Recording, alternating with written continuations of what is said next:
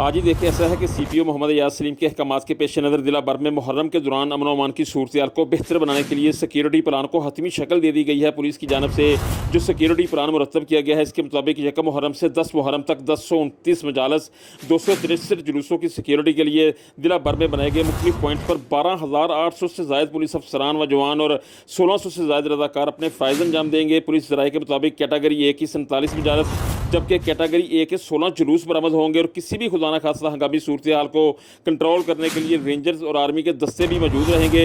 Metal detectors, CCTV कैमरों और walk through gets की तनसीब को भी यकीनी बनाया गया है।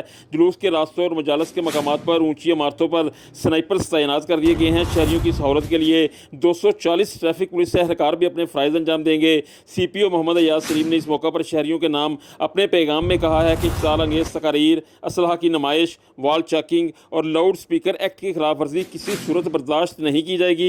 मुहर्रम में अमन कायम रखने के लिए तमाम मकासद फ़िक्र से ताउन की अपील है। जी।